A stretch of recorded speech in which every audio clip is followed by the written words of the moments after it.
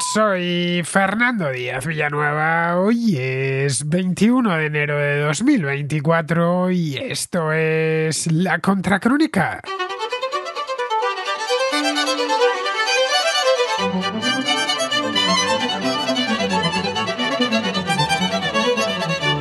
Bienvenidos a la contrarréplica del domingo. Ya sabéis, temas de fondo siempre interesantes, que algunos además de interesantes son añejos porque llevan ya un tiempo en la bodega. La bodega es una carpetita que tengo en el escritorio del ordenador que se llama así, la contrarréplica, y es donde voy colocando los mensajes que me gustan, las notas. Bueno, realmente me gustan todas las que me enviáis, pero las que me gustan guardarlas para momentos como los domingos, porque son de temas un poco más de fondo. Alguna vez, si me ha quedado algo de esa semana que no me ha dado tiempo a meterlo por la razón que sea, sí lo coloco también el domingo para que no se me caduque, pero en circunstancias normales son temas de fondo, bien lo sabéis. Aquí hablamos de lo divino y de lo humano. Bueno, bastante más de lo humano que de lo divino.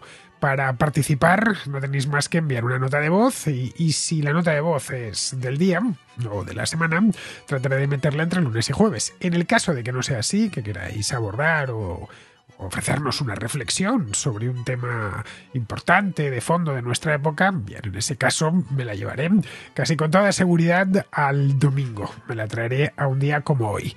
Bien, si queréis participar, ya os digo, no tenéis más que enviar estas notas de voz a través de WhatsApp. Voy a dar el número de WhatsApp, ya sabéis, solo 2 días a la semana, el sábado y el domingo. El sábado en la contraplano y la contraportada y el domingo en la contrarréplica. Lo doy rapidito y nos metemos en faena, que tengo aquí unos temitas muy interesantes. Bueno, los estáis viendo, yo todavía no me he puesto a grabarlo, pero vosotros, como ya veis, esto se escucha en diferido, ya habéis tenido oportunidad de ver los temas que llevamos. A ver si me entran 4 o 5 como mínimo, aunque eso sí, hay alguno que me va a llevar algo de tiempo explicar. Yo todas las notas de voz me las tomo muy en serio.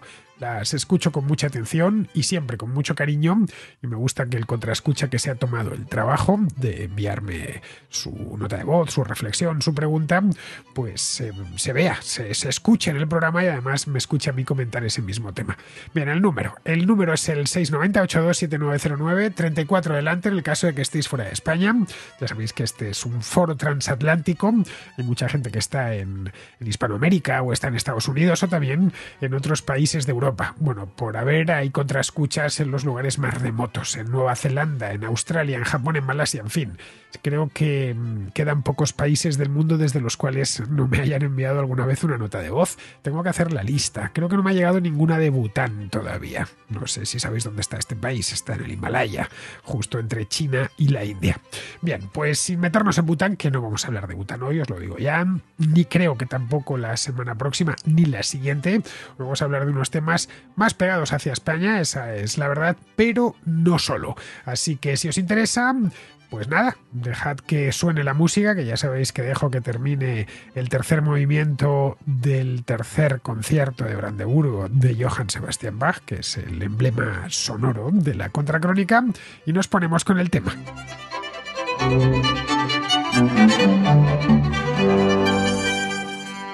Empezamos con Tony, que a cuenta de la aparición hace solo un par de semanas del partido Izquierda Española, nos habla de izquierda y derecha, un tema que viene mucho por aquí, de la izquierda y la derecha, la contrarréplica. Hace no mucho tiempo, un par de semanas, le dedicamos el programa a eso, fue el tema de la semana, vamos, pero no quiero hablar de izquierda y derecha desde el punto de vista teórico o histórico o ideológico, sino electoral en España, es decir, quiénes componen la izquierda, quiénes componen la derecha y cómo la aparición de un nuevo partido, en este caso Izquierda Española, llévalo de izquierda en el mismo nombre del partido, puede alterar ciertas cosas. Vamos a escuchar a Tony. Hola, ¿qué tal, Fernando? Buenos días y buen domingo.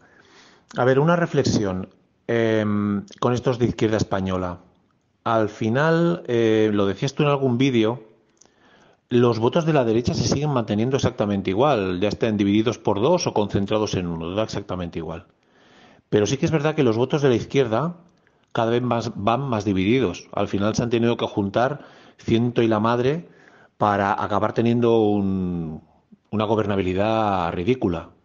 Entonces, ¿no va a ser la solución que Izquierda Española venga a dividir todavía más el voto que está suficientemente dividido? Yo creo que si esta gente tiene algo de éxito, evidentemente se lo van a quitar a alguien. No sé si puede ser que a los del PP o los de Vox, que también podría pasar, pero yo pienso que si se definen como tales, como izquierda, posiblemente le hagan daño al sector izquierdista. Y aunque lo veamos lejos, tal vez para las próximas generales eso les podría hacer bastante daño. Bueno, un saludo y hasta pronto. De izquierda española ya hablamos en la contrarréplica, pues no me acuerdo, pero hace cosa un par de semanas, no en esta del domingo, sino en una a lo largo de la semana, y luego dediqué a izquierda española un vídeo en la contra en directo, que es este espacio que hago en Twitch y que luego los mejores momentos me los llevo a un segundo canal de YouTube que tengo desde hace ya un par de años, que se llama así, la contra en directo. Si no estáis suscritos, pues ya sabéis lo que hacer. Busquéis la contra en directo, podéis llegar a través de mi canal de YouTube normal y ahí tenéis esa selección de vídeos del directo que he hecho en Twitch, ese mismo día o unos días antes. Bien, lo que pretende esta gente de izquierda española, Guillermo del Valle, su presidente, es en sus propias palabras, y a lo que han dicho me remito, repescar votantes del PSOE, incluso también de Sumar, que no estén muy contentos con las cesiones de Pedro Sánchez a los independentistas catalanes, que como sabéis, los últimos meses han sido totales. Es la noticia política de todas las semanas. La última cesión que les ha hecho Pedro Sánchez a los independentistas, concretamente a los de Junts per Catalunya. Bien, esto es aproximadamente lo mismo que quiso hacer Rosa Díez con aquel partido, UPyD, Unión, Progreso y Democracia. De esto ya hace unos cuantos años. A Rosa Díez, que ella misma suponía ya un gran activo electoral, un gran gancho electoral de primera categoría. Todos conocíamos a Rosa Díez, había sido diputada socialista, era una persona con un perfil público muy elevado. Hoy está retirada ya, está jubilada, pero en aquel entonces, cuando apareció UPyD, que creo que fue en el año 2007 o por ahí, pues es que cuidado que pasa el tiempo, es que es más de 15 años, ya vamos para 20 años que apareció. Bien, en aquel entonces la presencia pública de Rosa Díez era muy grande. Estoy hablando, ya digo, del año 2007-2008. Consiguió un escaño en las elecciones de 2008, las que se celebraron en marzo de aquel año, y creo que 5 escaños en las de 2015. Sí, fueron 5 escaños en las de 2015, las de 2011, perdón. Luego, cuando todo se volvió loco en la política española a partir de 2014, con la irrupción de Podemos y el crecimiento de Ciudadanos, que empezó a registrarse a partir del año siguiente, 2015, UPyD fue a menos y terminó desapareciendo. Todavía se siguieron presentando a las elecciones, pero con resultados menguantes. No sé si seguirá existiendo como partido meramente postal, no sé si ya creo que sí que le han dado ya, lo liquidaron, vamos, pero sus últimos años la verdad es que fueron muy tristes.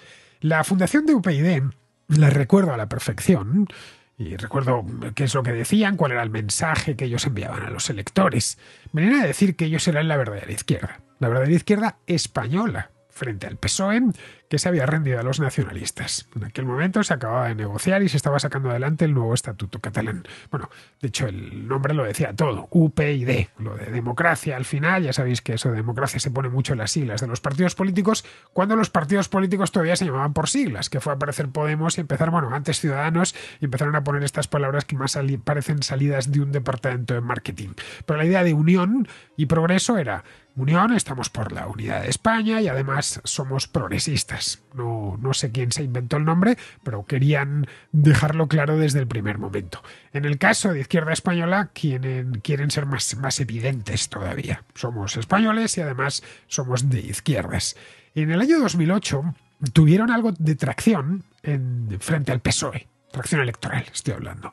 Que ya digo, no iba nada mal en aquel momento, es el PSOE del zapaterismo pleno. Lo que no sé, sacaron un escaño en aquellas elecciones, lo que no sé muy bien es de dónde obtuvieron los votos, que no fueron pocos, ¿eh? En aquel momento UPyD sacó más de 300.000 escaños.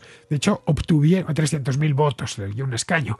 De hecho, obtuvieron más votos que Esquerra Republicana, que no llegó a los 300.000, y que en cambio obtuvo 3 escaños, porque solo se presentaban en Cataluña, donde los escaños en Barcelona son caros, pero en otras provincias, como puede ser el caso de Lérida, son sensiblemente más baratos.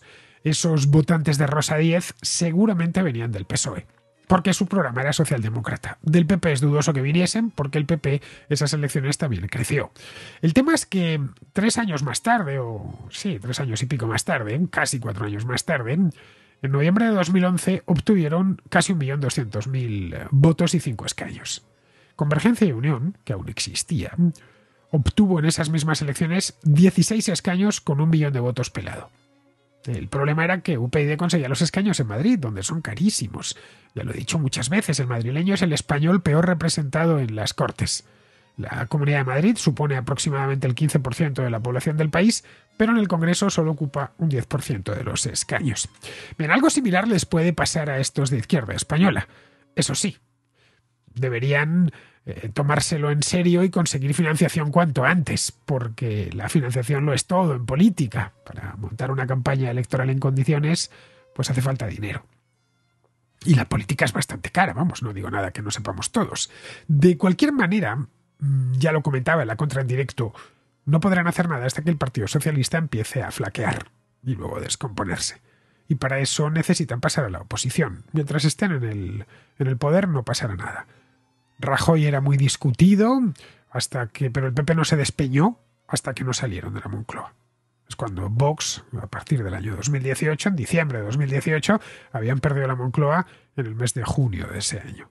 Muchísimo votante del PP, enfadado, decepcionado, empieza a votar a Vox. El mismo Vox que se había presentado un par de años antes, a las elecciones de 2016, y no le había votado casi nadie. Pues algo de esto podría suceder, pero antes tiene que cumplirse esa condición de que salgan de la Moncloa. Necesitan dinero y luego que el Partido Socialista pase a la oposición. Es decir, que como a UPyD, allá por 2008, un Partido Socialista fuerte no les interesa lo más mínimo. Normalmente los votantes de un partido se desencantan cuando este partido pierde. Mientras estén en el poder es muy difícil que los votantes socialistas abandonen a su PSOE. Difícil no, dificilísimo. Más aún teniendo en cuenta que el PSOE ya está en mínimos históricos. No baja como pasó de 2008 a 2011.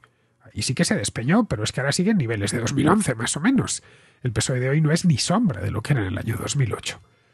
En 2008 obtuvo el 43% de los votos. En junio del año pasado se quedó en el 31%. Y dando gracias, ¿eh? Es decir, que no hay mucho de dónde rascar ahora mismo en el PSOE. De los 7.800.000 votos que obtuvo en el mes de julio son, digamos, muy rocosos. Es la base. Al menos mientras se mantengan en el poder. Luego podrían perder algo, pero claro, no van a perder tanto como perdieron en aquel entonces. Tienen menos que sacrificar. Si Pedro Sánchez gobierna, no es tanto porque la izquierda esté más o menos dividida, que realmente no está tan dividida. Hay 2 grandes partidos nacionales de izquierda, que es el PSOE y Sumar. Sumar es una gran coalición con un montón de partidos, pero que se presentan con una lista única. Si tuviese que depender solo de Sumar, no gobernarían. Eso lo sabemos todos. El PSOE quedó segundo en julio, y Sumar el cuarto. Lo que en España hace que gobiernes o no gobiernes, cuando no tienes mayoría absoluta, son los nacionalistas. Y esto es así desde hace muchos años. España tiene un sistema político peculiar, lo he hablado aquí en muchas ocasiones, en el que hay un gran bloque a la derecha, otro gran bloque a la izquierda, y un elemento estabilizador o desestabilizador por regla general, que son los partidos nacionalistas. Solo se sale de ese bucle cuando uno de los 2 partidos obtiene la mayoría absoluta, o se queda muy cerquita de ella. Lo que no cabe y no ha cabido nunca es un pacto entre los 2 grandes partidos, como sí sucede en otros países, en Alemania, sin ir más lejos. Es curioso porque en otros países PP y PSOE se hubieran puesto de acuerdo mucho antes de tener que pactar con Junts per Catalunya, que les está pidiendo la luna. Pero aquí no, aquí ese pacto es impensable. El Partido Popular se lo ofreció en agosto a Sánchez, pero Sánchez no quiso saber nada porque sabía que como mucho podía aspirar a la vicepresidencia, en tanto que había perdido las elecciones, naturalmente. Así que, bien, los de izquierda española, si consiguen resistir, primero si encuentran financiación. Su financiación no es que venga un banquero y les dé dinero, que eso también, que los bancos les dejen dinero, sino militantes, gente que apoquina mensualmente la cuota, otras vías de ingresos legales, por supuesto, pero otras vías de ingresos a través de las cuales los microcréditos estos que inventó Podemos, no sé si lo recordáis, ¿no? que puedan mantener la estructura, porque la estructura política, mantenerla ya en el día a día es bastante cara. Primero eso, y luego si consiguen resistir con una organización pequeña pero efectiva y muy machacona, hasta que el PSOE abandone la Moncloa, pues sí podrían tener alguna oportunidad, no digo de ganar las elecciones, pero sí de colarse en las Cortes. De cualquier manera, también lo he dicho muchas veces, la izquierda en España no es muy dada a los alardes patrióticos españoles, quiero decir. Los alardes patrióticos en el País Vasco, en Cataluña o en Galicia les gustan mucho. Es una tara que trae la izquierda en España desde hace, pues no lo sé, pero lo menos 60 años. Y eso mismo es lo que ha terminado echándoles en brazos de los nacionalistas. Los de izquierda española quieren acabar con eso, que es lo que quiso hacer ya Rosa Díez hace 15 años. Yo sinceramente lo veo complicado. El partido de Rosa Díez, que tuvo, ojo, y se puede considerar un ejemplo de éxito, que hubo otros que no tuvieron, ni siquiera se acercaron al Congreso de los Diputados. Rosa Díez llegó a tener, ya digo, 5 escaños, en un momento muy particular como fue el año 2011. Vamos, todos los partidos que lo han intentado han fracasado. Vamos, que yo sinceramente y con la información que disponemos ahora lo veo muy complicado. Pero bueno, en España no sería la primera vez que aparece un partido de la nada y da el campanazo. Lo pudimos ver con Podemos y quizá, no lo sé, este año hay elecciones europeas. Podemos nació un poco antes, pero se consagró en unas elecciones europeas que metió 5 eurodiputados de golpe en aquellas elecciones de mayo de 2014. Podría suceder algo parecido, pero ya digo, podría. No tenemos ni idea de lo que pasará. De cualquier modo, mientras el PSOE, como ya digo, no salga de donde están, es decir, del poder, difícilmente va a crecer nada, no ya a su izquierda, tampoco en la misma zona del espectro donde ellos habitan.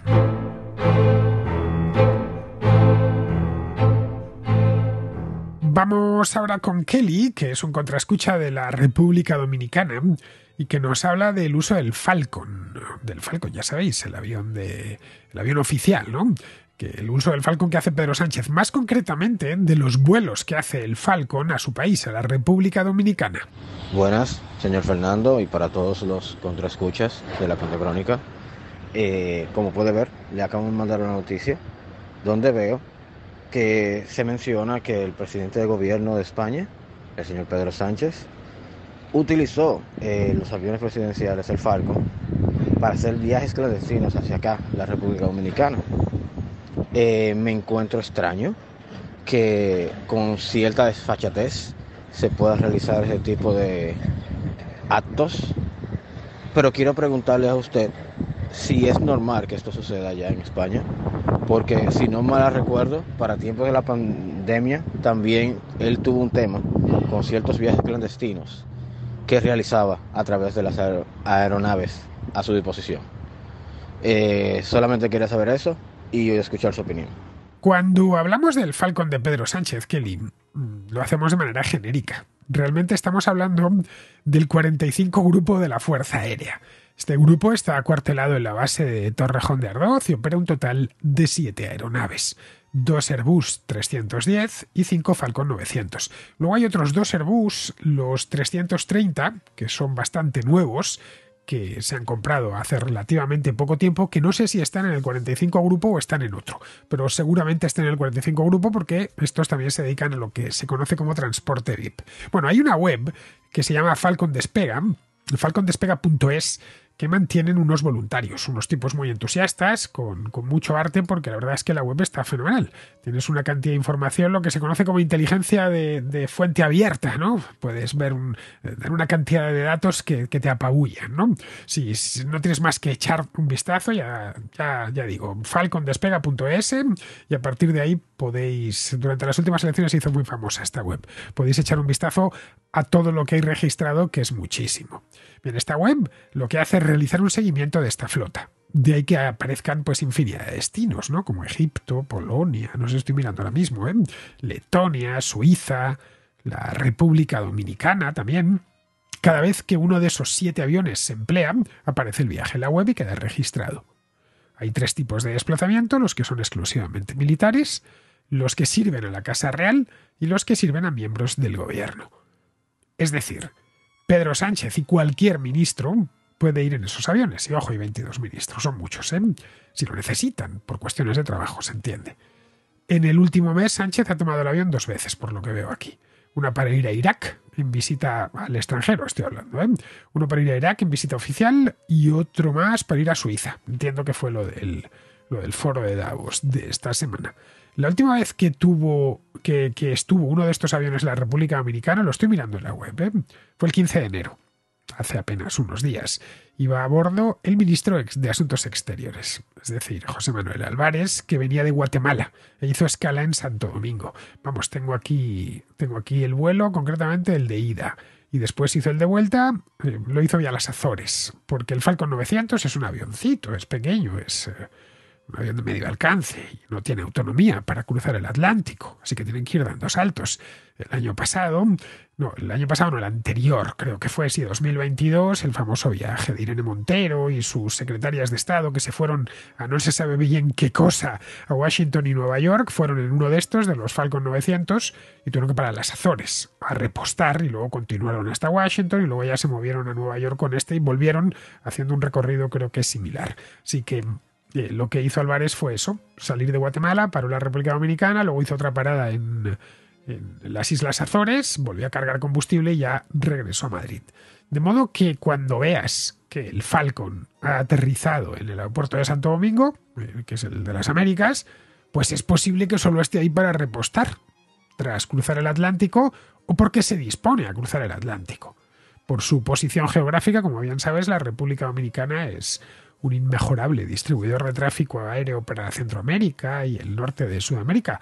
Lo que siempre me ha extrañado es que no hayan convertido el aeropuerto de las Américas en un gran hub, un gran centro de distribución de tráfico aéreo y que incluso pareciese una aerolínea, como sucede con Copa en Panamá, que mueva gente. Si echamos un vistazo al mapa, vemos que la República Dominicana está justo debajo de Nueva York, encima de Venezuela y de Colombia y de Perú, desde el punto de vista longitudinal estoy hablando. Vamos, que podría servir un gran conector, ¿no?, entre el norte y el sur de América, que es lo que Copa terminó convirtiendo, la aerolínea panameña terminó convirtiendo el aeropuerto de Ciudad de Panamá.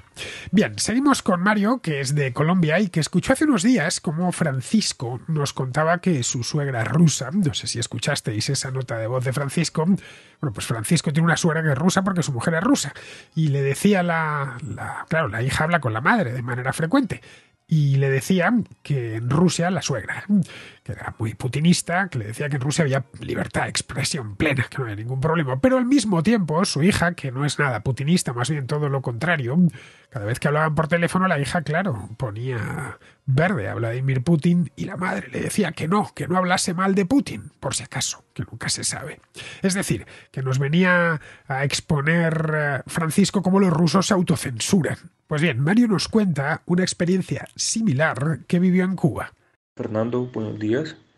Hoy quiero compartir una experiencia parecida a la del contraescucha Francisco, o mejor dicho, a la de su esposa con su madre soviética, es decir, la suegra soviética de Francisco, quien decía que en Rusia la libertad de expresión está completamente garantizada y que la censura de la que se habla en Occidente sería una invención de las potencias occidentales rusofóbicas, pero que aún así se puede hablar mal por teléfono de Putin porque el teléfono puede estar intervenido. A ver, mi experiencia fue la siguiente. Hace unos años, bueno, muchos años, en 2010, en Colombia, en una ciudad, yo vi una valla publicitaria enorme, un aviso, con la cara de 4 sujetos, entre unos 40 y 50 años, la bandera de Cuba atrás y una leyenda que decía: exigimos la liberación de nuestros jóvenes. Me imaginé que era una especie de reclamación de exiliados cubanos viviendo en Colombia, y no le presté mucha atención y pasó de ahí. Igual no decía quién los tendría detenidos ni por qué motivos. Hacia el año 2011 tuve la oportunidad de ir con la Universidad Javeriana de Colombia a un curso de verano de dibujo arquitectónico en La Habana, Cuba. Los profesores todo el tiempo nos hicieron sentir que si bien en ese país había represión, la gente estaba dispuesta a hablar pues lo que sentía realmente del régimen castrista. En un momento me choqué con el muro de la realidad y la autocensura. Y fue lo siguiente. Resulta que en una de las salidas, siendo ya bien tarde, por ahí las 5 o 6 de la tarde, pasamos por una plaza y vi un aviso bastante parecido al que había visto en la ciudad de Cali, Colombia.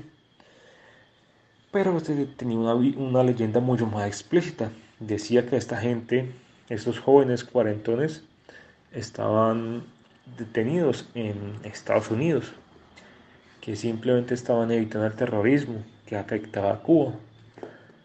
Y no sabía lo que significaba, qué terrorismo, por qué, cómo así, cómo era eso.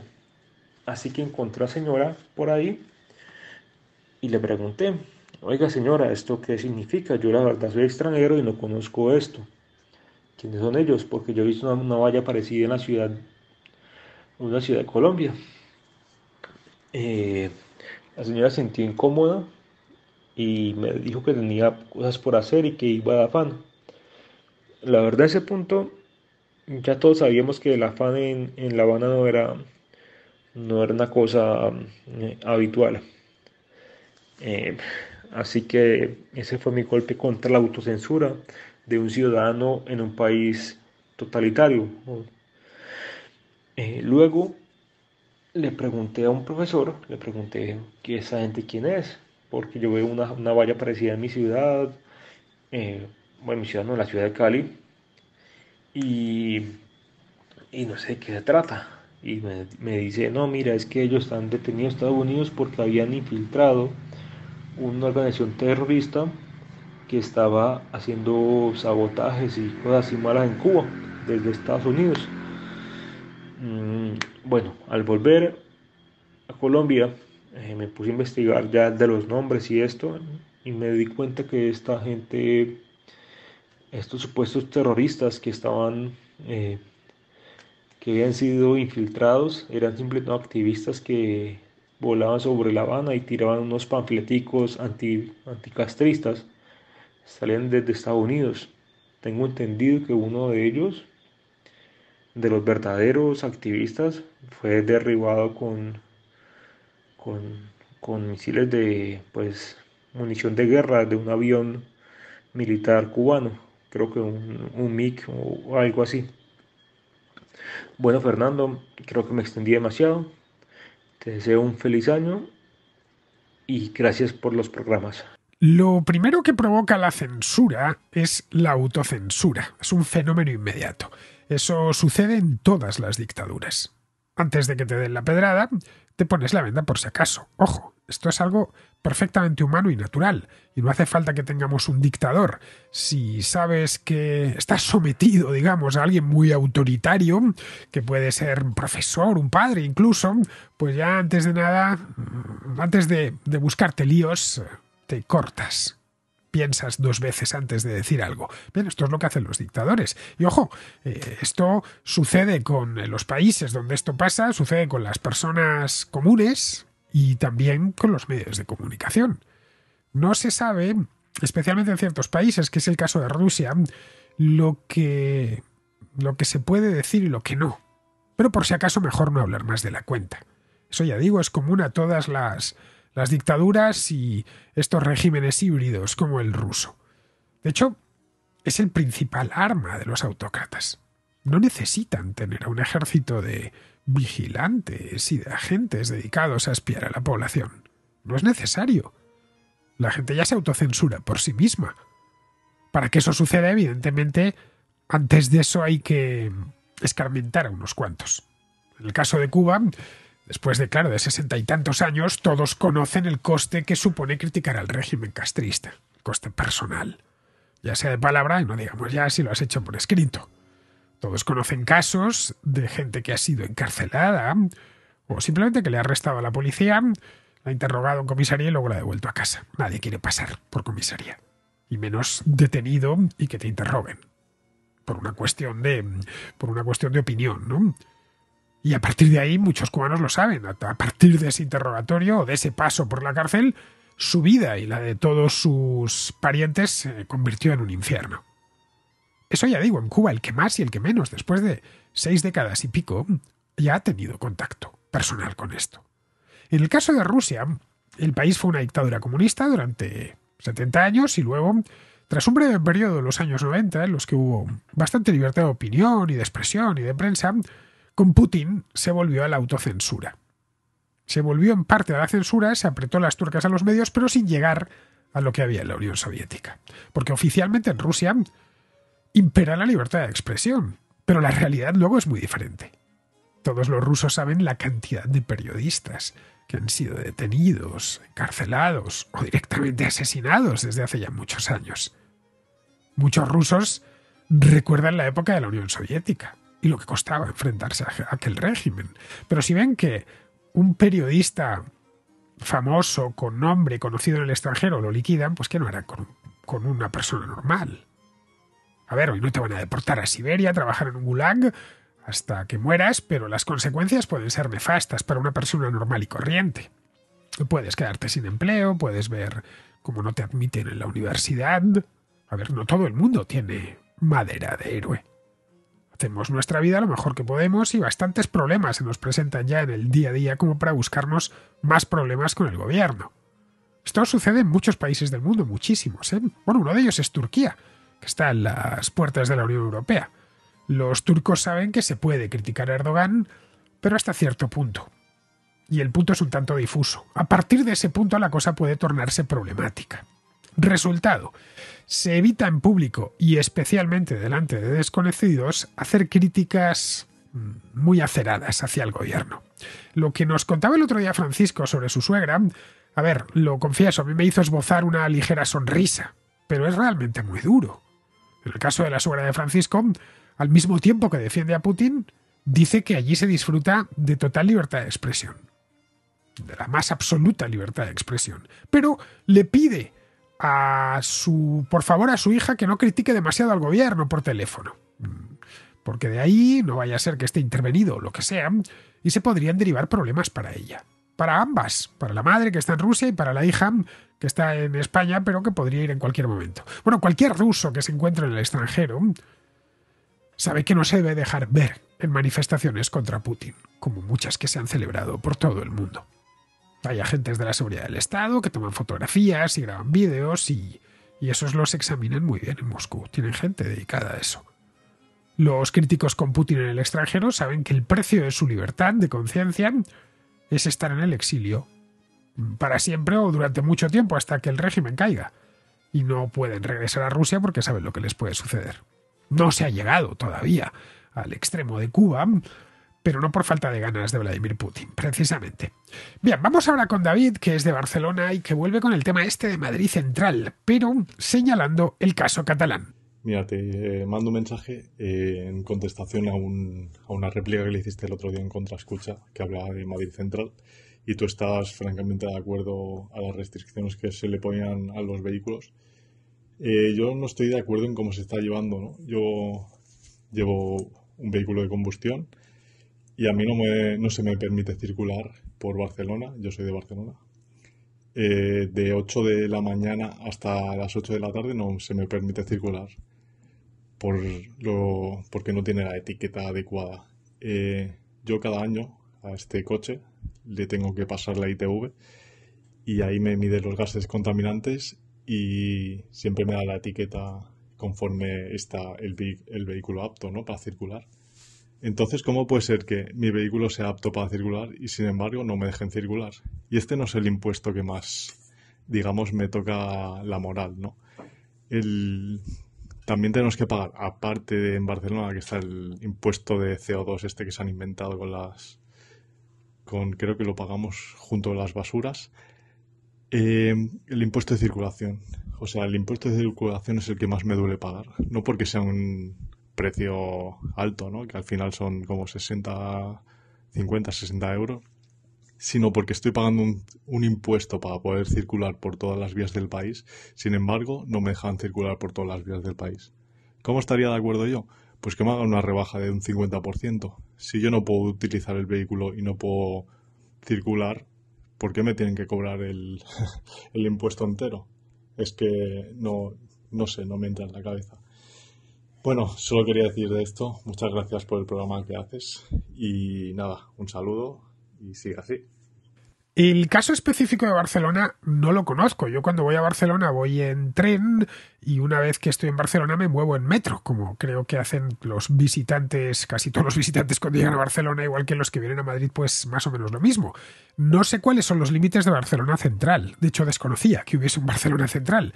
Los de Madrid Central los conozco a la perfección y se corresponde con el Distrito Centro. Es decir, con el casco histórico de la ciudad, con el Madrid de Felipe IV, vamos, para que nos hagamos una idea de la cerca.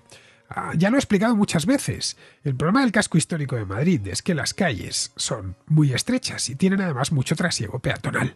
La trama urbana de Madrid, de este distrito al menos, es prácticamente idéntica a la que había en el siglo XVII, salvo algunas excepciones en forma de plazas que se abrieron en el siglo XIX o de la Gran Vía que se abrió a principios del siglo XX. El resto de las calles son calles que evidentemente pues no se hicieron para que circulasen vehículos a motor. Lo decía el otro día, mi calle tiene 5 metros de ancho. No es peatonal, es algo así como semi-peatonal, pero cada vez que pasa un coche, ya sea un taxi o una furgoneta de reparto, pues en algunos puntos nos tenemos que poner de perfil para que entre bien la furgoneta. Sobre todo si son anchas o es un camión de mudanzas. Los peatones, tenemos que irnos a un lado y pegarnos a las paredes de los edificios.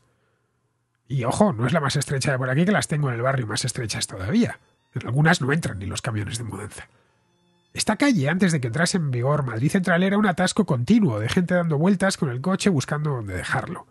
Ya expliqué lo que ocupa un coche, de manera que lo que teníamos era la calle llena de gente ocupando 10 metros cuadrados parada en mitad de la calle. Los peatones, entre tanto, pues colándose como podían entre los coches.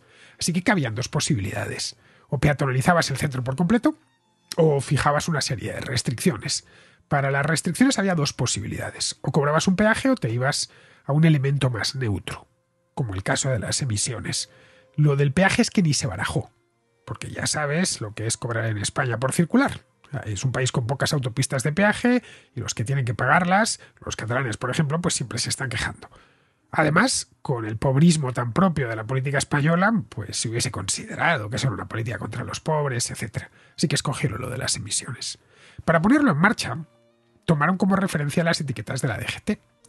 Esas etiquetas ya sabemos que no reflejan necesariamente lo que contamina un coche. Están más centradas en el tipo de motor, en la planta motriz. Nos encontramos con que un utilitario de gasolina, pequeñito, de esos que llevan 1000 centímetros cúbicos, muy de ciudad, es una etiqueta C, a pesar de que emite mucho menos que un todoterreno o un SUV de estos que lleva un pequeño motor eléctrico. Es híbrido y por lo tanto se merece la pegatina eco. Esto lo han denunciado los conductores una y otra vez, pero nada, la DGT no ha querido cambiar el sistema este de etiquetas. Yo personalmente sería partidario de fijar un peaje, como se hizo en Londres, como se ha hecho en Milán o como se ha hecho en Singapur. ¿Quieres pasar al centro y aparcar en el interior? Paga un peaje o déjalo fuera y toma el transporte público. El Distrito Centro lo atraviesa. De norte a sur, las líneas 1, 2, 3 y 5. Y además el ramal que une la estación de Ópera con Príncipe Pío. Y de este a oeste, la 2, la 4 y la 10. Luego además hay 2 túneles ferroviarios con servicios de cercanías continuas que unen Atocha y Chamartín. 2. Uno pasa por la Puerta del Sol y el otro por Recoletos. Bueno, y decenas de líneas de autobús. Caray, es el distrito con mayor densidad de estaciones de metro y paradas de autobús de toda la ciudad, de una ciudad que ya de por sí tiene muchas estaciones de metro y muchas paradas de autobús, porque la red de metro de Madrid es una de las más grandes de Europa. Creo que es la tercera después de Moscú y de Londres. Caray, ¿realmente es tan necesario entrar con el coche hasta la Puerta del Sol? Que por cierto ya es peatonal. Y quien te dice la Puerta del Sol te dice Tirso de Molina o te dice, no lo sé, la calle Fuencarral. ¿Es realmente necesario meterse con el coche hasta aquí? Habiendo como tienes la línea 1 de metro que son 2 paradas desde Atocha. Pregunto. Yo no tengo coche, yo no vivo fuera. Pero si lo tuviese y viviese fuera, el último sitio donde me metería sería este. Lo que algunos arguyen es que ellos pagan el impuesto de circulación y, claro, no les permiten circular por el Distrito Centro. A ver, el municipio de Madrid tiene 604 kilómetros cuadrados. de los cuales el distrito centro ocupa solo 5 kilómetros cuadrados, es decir, el 0,8%. Para el 99,2% restante del municipio, cualquiera se puede mover en coche. Sinceramente, no veo dónde está el problema. Si quieres venir al centro, lo suyo es que cojas el metro. Otra cosa es lo de las etiquetas en el municipio, que ese sería un debate aparte. Que esto es lo que empezó el 1 de enero de este año. Eso ya dije, y lo he dicho, iba a decir 700 veces, pero no quiero exagerar, lo he dicho por lo menos 2 o 3 veces aquí, que me parecía injusto que a los residentes en Madrid les obligasen a cambiar el coche sin etiqueta. Porque no son muchos y además son residentes. Así que dentro de unos meses que no podrán ni arrancarlos ni sacarlos de casa. Que les den una moratoria indefinida y asunto resuelto. Esos vehículos, todos anteriores, que tienen pues casi 20 años o más de 20 años de antigüedad, pues ya se irán cambiando. Además, a partir de los 30 se convertirán en clásicos y ya no les afectarán las etiquetas. De hecho, son los vehículos que van del año 94 al año 2000, esencialmente. Luego, respecto a los de fuera de Madrid capital, a ver, el impuesto de circulación es municipal, ¿eh? Así que los conductores, estos conductores de fuera no pagan el impuesto en Madrid, sino en otras ciudades. Digamos que en Madrid están siendo free riders, ¿no? Están conduciendo por unas calles que mantienen los madrileños. De la misma manera que si un madrileño va a Barcelona y conduce por el centro de Barcelona o por cualquier lugar del municipio, esas calles las está manteniendo el contribuyente barcelonés. Nada más. Vamos, que no pueden exigir tampoco circular porque no están contribuyendo al mantenimiento de las calles. Pero bueno, en fin, con esto terminamos. Me consta que va a volver el tema este de Madrid Central y lo de las restricciones. He visto que hasta han convocado una manifestación, una motomanifestación, es decir, una especie de atasco voluntario que van a montar, no sé dónde. Creo que se querían meter en Madrid Central incluso. Sería una manifestación en fila india, ¿no? Porque hasta calles importantes en Madrid, como puede ser la calle Mayor o la calle Atocha, es que son muy estrechas. Estoy hablando de las calles importantes, ¿eh? No tengo ni idea si al final les dejarán o les dejarán. Pero vamos, que el tema ha enfadado a mucha gente, quizá porque lo han vendido mal y están con el cuento ese de que si las emisiones de CO2, eso es una tontería, o lo de la misma contaminación. Así es como lo vendió Carmena y el equipo de Carmena. No, es que claro, así no se contamina el centro, pero sí da igual. O la partícula contaminante, el óxido de nitrógeno que se emita en la glorieta de Bilbao no va a pasar al centro. Pues sí, claro, evidentemente. Pero bueno, con esto terminamos ya y como siempre, o como todos los días, os invito a que regreséis por aquí mañana.